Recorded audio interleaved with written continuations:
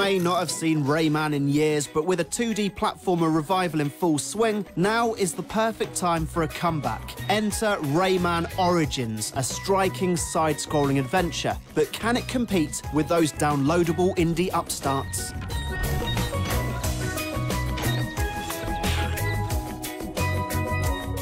The limbless wonder has always preferred silly, made-up names to complex plots, and Rayman Origins is no different. After a quick cutscene where Rayman, Glowbox and a couple of teensies wake up their nasty skeleton neighbours, you're sent out on a quest to collect Electoons, defeat evil and restore balance to the Glade of Dreams. More in keeping with the tone and style of the original Rayman, and featuring some of its long-forgotten characters, Rayman Origins lies somewhere between a reboot and a prequel. Not that any of this matters, as the game makes the sensible decision to keep its plot light and focus on its momentum-led platforming, fast-paced cooperative gameplay, and beautifully painted worlds.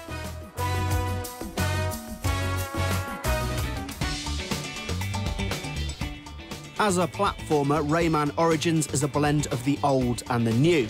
A journey through multiple worlds and stages, grabbing Electoons and defeating bosses, the game follows a classic structure. But on a smaller scale, its levels resemble the challenge-based stages of games like Super Meat Boy. Split into short rooms, each is packed with hazards, as well as bonus collectibles to tempt you along trickier paths. This blend of adventure and arcade gameplay keeps the game feeling fresh, driving you on with the stick of pixel-perfect platforming and the carrot of new worlds.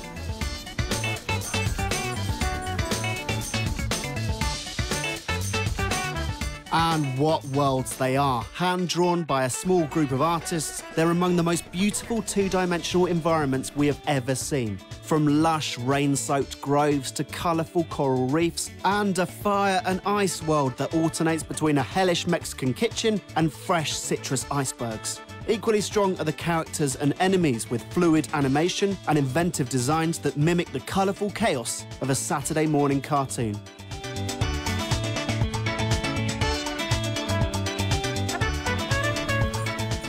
Chaos is a useful word for describing Rayman Origins, especially when it comes to its co-op.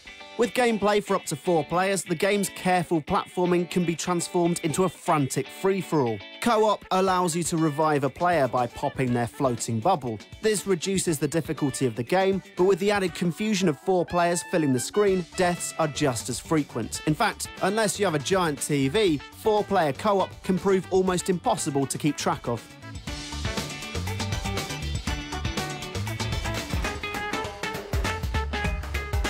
So, Rayman Origins is best when played by 2 players. You'll discuss tactics, congratulate each other on feats of skill, and rush desperately to save your partner before you die.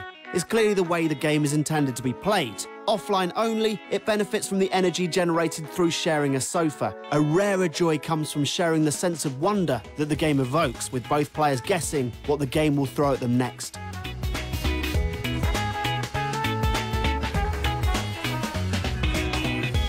But in solo play or co-op, Rayman Origins isn't an easy game to second guess. Throwing moves and challenges at you with every level, you're never sure what to expect. You've got secret rooms, terrifying chases, and some brilliant mosquito-based shooting sections, amongst many, many more things. The game's designers clearly had free rein, leading to a title that never runs out of ideas. Even a trek back through the same environments fails to dampen the energy, allowing the game to twist mechanics just touched upon into monstrous levels of skill.